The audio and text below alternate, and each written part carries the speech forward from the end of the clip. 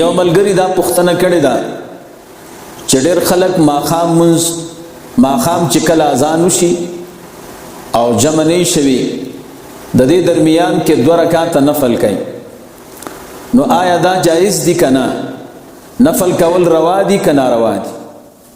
محترمینو، د ماښام د اذان او د مونځ په منځ کې نه د اقامت په منځ کې 2 رکعاته مونځ کول دا سنت نه دي، بلکې دا مکروه دي.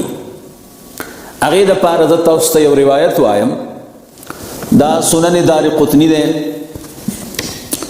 او اول جلد دی، صفحه دا 273 بیروت شاپ دی. دې کې د رسول الله مبارک صلی الله علیه وسلم حدیث مبارک دی.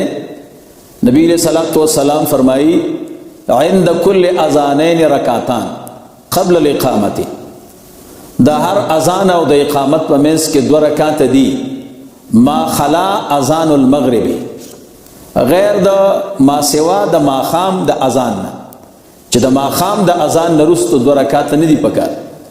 نو په دې حدیث کې استثناء راغلی ده او مقید ده په قید د ما خلا اذان المغرب باندې.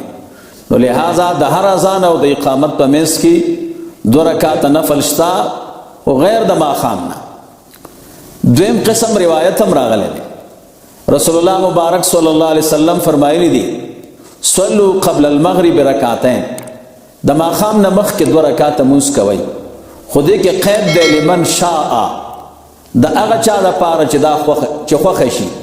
وی رسول الله مبارک د ماښام د مونځ نه مخکې د 2 رکعاتو دپاره لمن شاء ولی وی خشیت ان یتخذ الناس ان یتخذها الناس سنتا، د دې ډار د وجه نه چې خلک دا په سنتو نه نیسي. ان ډېر خلک به د ماښام او د اذان او د اقامت په منځ کې 2 رکعاتو ته سنت وایي. سنت نه دي بلکې نفس جواز پکې دی. نو هغه روایت چې مخکې مې درته ووی هغې کې د ماښام د مونځ استثناء ده. دلته به درته یو علمي نکته م ووایم او هغه دا دی چې په ټولو احادیثو باندې عمل راشي دا اولا دی. که یو سړی د ماښام د مونځ د اذان نه پس 2 رکعاته مونځ وکړي، د دې دویم حدیث په وجه نه په اول حدیث باندې عمل رانغی، ځکه هغې کې راغلی دي ما خلا اذان المغرب. خو که یو سړی 2 رکعاته ونه کړي د اذان او د اقامت په منځ کې، نه په دواړو احادیثو باندې عمل دی. په مخکینی حدیث باندې هم عمل راغی، په دې دویم باندې هم راغی، ولې په دې کې راغلی دي لمن شاء. داسې عمل ډېر غوره چې په ټولو احادیثو باندې عملي. زمونږ اکثر ملګري ځان ته اهل الحدیث وایي، لیکن په ټولو احادیثو باندې عمل نه کوي، یو حدیث باندې عمل کوي بل پرېږدي.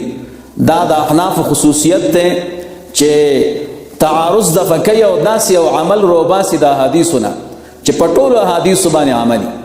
لہذا د ماښام د اذان او د اقامت په منځ کې 2 رکعاته مونځ نه کول افضل او ثواب دی، ځکه په دواړو احادیثو باندې عمل دی. او که چا وکړه نو په یو حدیث عمل دی او په بل نه دی.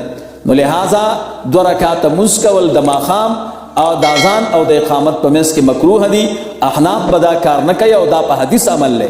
داسې نه چې د احنافو مسلک دی، د احنافو مسلک د دې حدیث موافق دی. سنن دارقطني اول جلد دی 273 صفحه ده.